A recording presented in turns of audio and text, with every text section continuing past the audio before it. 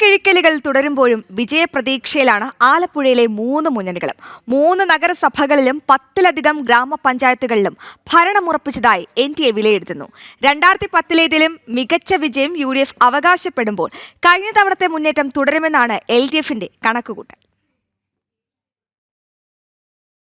ശബരിമലയിലെ സ്വർണ്ണക്കൊള്ളയും രാഹുൽ മാങ്കൂട്ടം വിഷയവുമൊക്കെ ചർച്ചയായ തെരഞ്ഞെടുപ്പിൽ BJP പ്രധാനമായും ചർച്ച ചെയ്തത് വികസന പ്രശ്നങ്ങൾ തന്നെയായിരുന്നു. മോദി സർക്കാരിന്റെ സൽഭരണത്തിന്റെ ഗുണം ജനങ്ങളിലെത്തിക്കാനുള്ള പോരാട്ടമായി ജനങ്ങളും ഈ തെരഞ്ഞെടുപ്പിനെ കണ്ടതോടെ NDA സ്ഥാനാർത്ഥികൾക്ക് വലിയ സ്വീകാര്യത വോട്ടർമാർക്കിടയിൽ ലഭിക്കുകയും ചെയ്തു.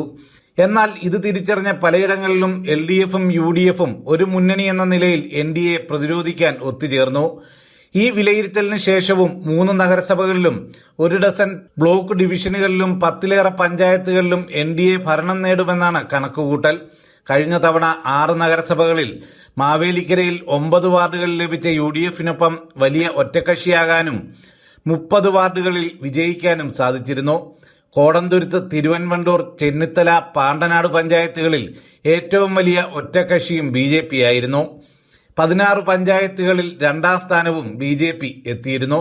ഇക്കുറി കോടന്തുരുത്ത്, തൈക്കാട്ടുശ്ശേരി, പള്ളിപ്പുറം, തലവടി, തകഴി, അമ്പലപ്പുഴ തെക്ക്, ചെന്നിത്തല, നീലമ്പേരൂർ, പുലിയൂർ, ബുധനൂർ, തിരുവൻവണ്ടൂർ, പാണ്ടനാട്, വെൺമണി, കാർത്തികപ്പള്ളി, പത്തിയൂർ, താമരക്കുളം, ചുനക്കര പഞ്ചായത്തുകളിൽ ഭരണം നേടാനാകുമെന്നാണ് BJPയുടെ കണക്കുകൂട്ടൽ.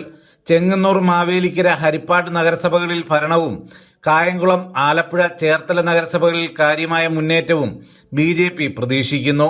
കഴിഞ്ഞ തവണ ചെങ്ങന്നൂർ ബ്ലോക്ക് പഞ്ചായത്തിൽ 3ഉം ചമ്പക്കുളം ബ്ലോക്ക് ഡിവിഷനിൽ ഒരിടത്തുമാണ് BJP വിജയിച്ചത്. ഇത്തവണ ചെങ്ങന്നൂർ ബ്ലോക്ക് പഞ്ചായത്ത് ഭരണവും 14 ബ്ലോക്ക് പഞ്ചായത്തുകളിലും പ്രാതിനിധ്യവും NDA പ്രതീക്ഷിക്കുന്നുണ്ട്. ഇതേസമയം 2010-ലേതിന് സമാനമായ വിജയമാണ് UDF പ്രതീക്ഷിക്കുന്നത്.